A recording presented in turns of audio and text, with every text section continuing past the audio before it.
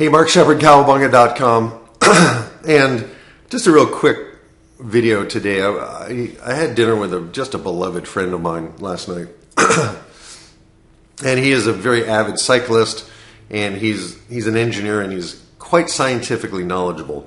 And we always have this discussion because we've gone hiking and stuff, and I kind of tease him a little bit because he's deep into carbs. He is from the school where, well, you have to have carbs if you're doing endurance sports. You need carbs. And so we'll go on a hike, an all-day hike, for example, and he will eat Fig Newtons all day, right? And I'm taking nuts and, cheese and just, enough fruit, but not a lot of fruit. I'm keeping the fats and the protein going. He's doing the carbs, right? So I kind of bust him on it, and he busts me back, and we have a good time.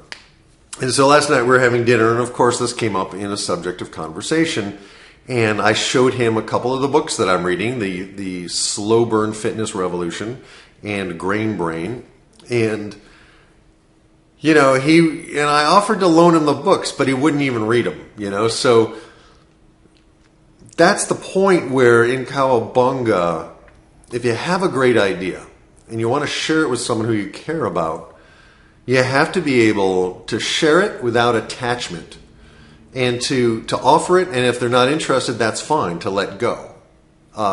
And the problem that comes in is if you care about someone deeply, and you read, let's say, Grain Brain, for example, and you discover that, these carbs and the wheat in particular are really putting people at risk, not only of being overweight, but of actually at risk of dementia and Alzheimer's. It's like, if you care about the person, it's like, you want to get them off wheat, you want to go, you want to save them, but you can't.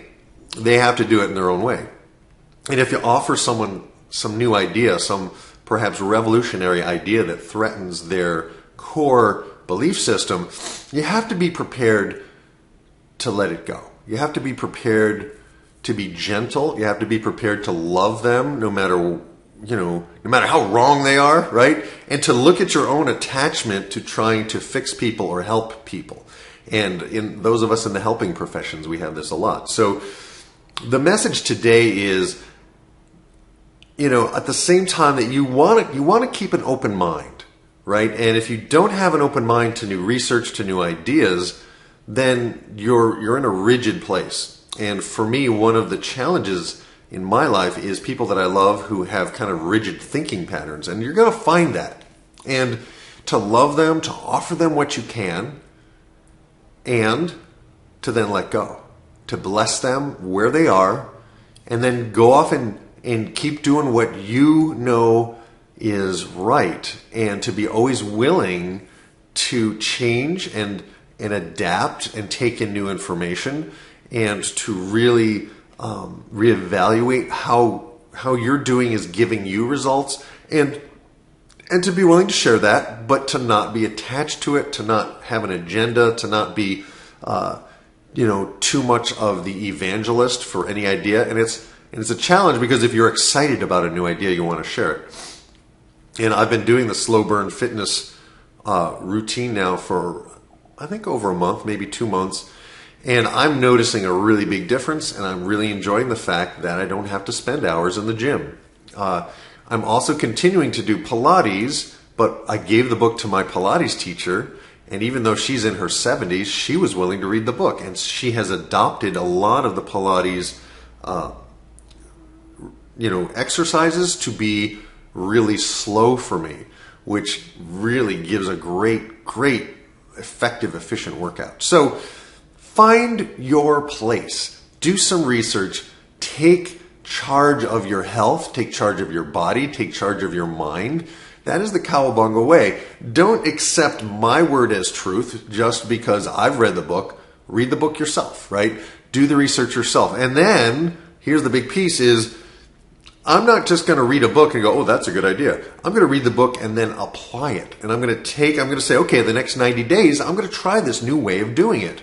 And I'm going to see what results I get. Because ultimately, it's your body, it's your life. And so take charge of it, right? That's Cowabunga. That's really what we're talking about.